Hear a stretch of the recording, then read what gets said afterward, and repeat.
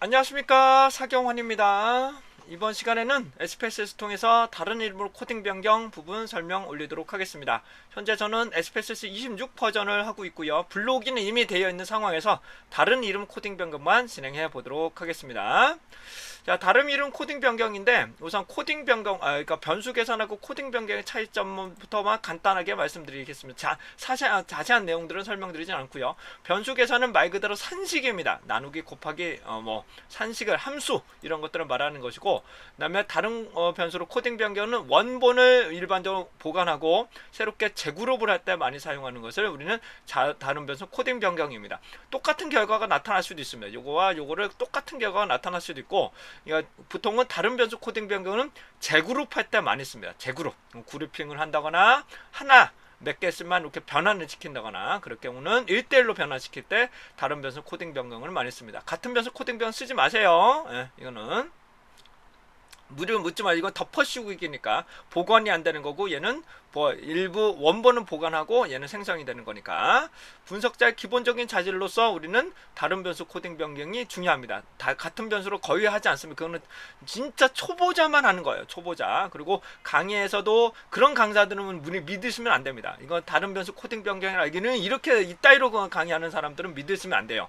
왜냐하면 복원이 안 되기 때문에. 복원을 날리기는 쉬워도, 해당되는 부분을 삭제하기는 쉬워도 복원 자체가 쉽지 않기 때문에 다른 변수 코딩 변경을 무조건 쓰라라, 이거를 말씀드리도록 하겠습니다. 저도 20년 동안 강의를 실제 분석을 하지만 같은 변수로 해서 망한 경우가 너무 많기 때문에 다른 변수 코딩 변경을 적극적으로 추천드립니다.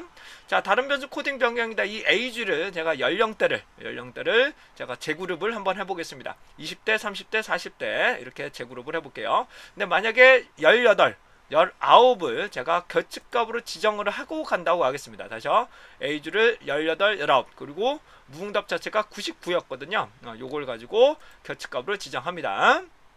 반드시 하시기 전에 변환하시고 나서는 반드시 얘를 빈도 분석을 반드시 하셔야 됩니다. 빈도 분석을 하는 이유는 얘가 전체 제대로 되어 있는지, 제대로 얘가 변환이 되고 있는지 확인하기 위해서 반드시 보셔야 됩니다. 자, 여기를 보시게 되면 최대값 최소값을 안 했네요. 아예 최대값 최소값까지 다시 했어야 되는데 죄송합니다. 이건 습관이 되셔야 됩니다. 그냥 무조건 이걸 왜 해야 되냐면 무조건 습관이 되셔야 됩니다. 평균, 중앙값, 최대값,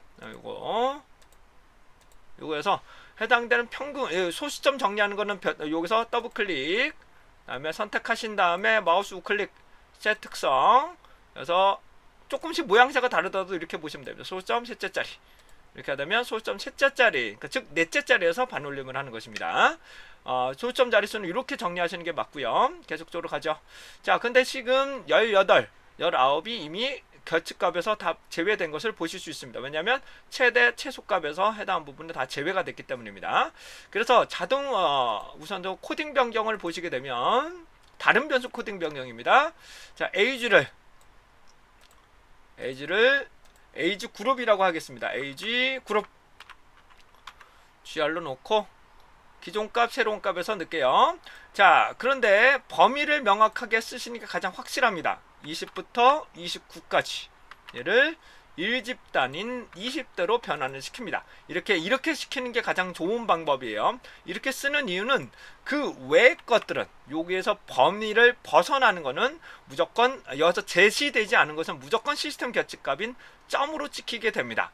자, 예를 들어 보겠습니다. 무슨 말이냐면 1, 2, 3, 4, 5를 5, 4, 4, 3 이렇게 바꾸고 싶다고 하더라도 3번이 또 3번이 된다 하더라도 코딩 변경에 넣지 않으면 이거는 아예 시스템 결집값에서로 처리가 돼 버립니다. 자, 다시 한번요. 무슨 말이냐면 다른 변수 코딩 변경을 해서 예를 들어 볼게요. 이렇게 넣고 하겠습니다. 자, 1을 5로 바꿉니다. 네, 1을 5로 바꾸고 2를 4로 바꾸고, 그 다음에 3을 3으로 바꾸고, 그 다음에 4를 2로 바꾸고, 5를 1로 바꾼다고 가겠습니다. 그러니까 역코딩이라고 하죠. 역코딩 개념은 저희가 설명드리지 않습니다. 자, 해당되는 부분 요거 외에는 무조건 시스템 규칙값인 점으로 지키게 됩니다. 이거 범위 외에는 무조건 시스템 규칙값으로 지키게 돼요. 그런데 왜 3은 왜 3으로 하냐? 안 해도 되지 않으니까 이걸 지정하지 않으면 3도 무조건 시스템 규칙값인 점으로 지키게 됩니다. 그러니까 반드시 명확하게 범위를 결정하시냐. 명확하게 범위를 결정을 하시면 이 나머지 것들은 고민을 안 하셔도 됩니다. 이런 것들은 전혀 고민 안 하셔도 돼요. 이런 것들. 자, 그런데 제가 범위를 명확하게 하시면 전혀 문제가 되지 않습니다. 이것만 내가 하겠다라고 결정을 내린 거니까요. 그런데 다른 변수 코딩 변경에서 제가 이렇게 한번 실습을 한번 해보겠습니다. age예요. 자, age 그룹으로 하겠습니다.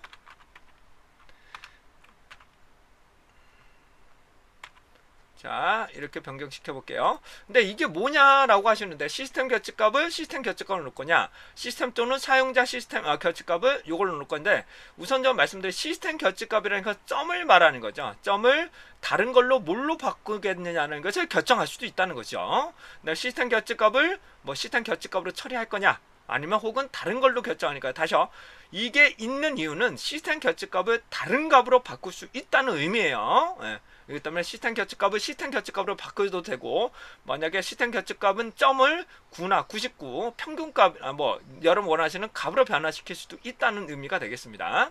이에 반해서 시스템 또는 사용자 규칙값은 이미 결정되어 있는, 그러니까 여기서 말하는 사용자 규칙값은 요걸 말하는 거죠.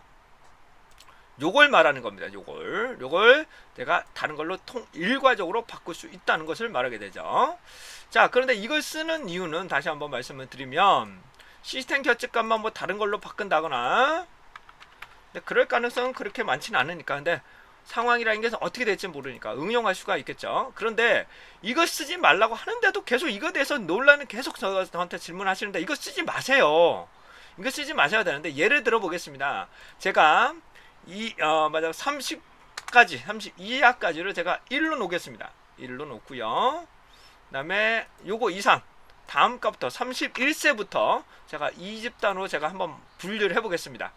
물론 이 방법은 아니지만 다시요, 30 이하와 31 이상 요거를 제가 요걸로 변환을 하겠습니다. 다음 값부터 최고값. 이렇게 하면 원칙적으로 99하고 18, 19은 원래는 빠져야 돼요, 계산해서. 근데 얘를 그냥 최저값과 최저값을 이렇게 넣어버리면 어떻게 나오는지 보여드릴게요. age를 뒤에다가 빼겠습니다. 이걸 하지 말라고 그렇게 해도 꼭 끝까지 질문하시는 분들이 나오셔서, 이거를 한번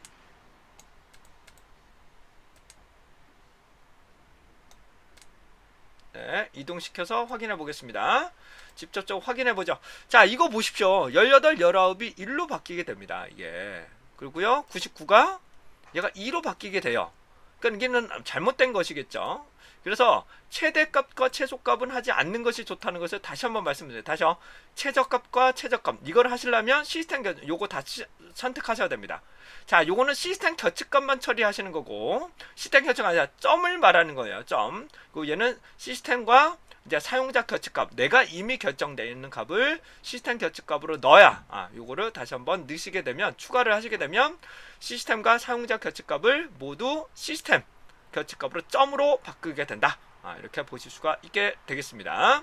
그러니까 이거는 웬만하면 쓰지 마십시오. 왜냐하면 경계가 불명확하거나 그랬다 좀 헷갈리는 경우도 있거든요. 근데 평균보다 작다, 그럴 경우에도 가장 작은 것부터 여러분들이 원하는 범위까지, 거기서부터만 진행하셔도 큰 무리 없이 사용하실 수 있을 것으로 예상이 됩니다.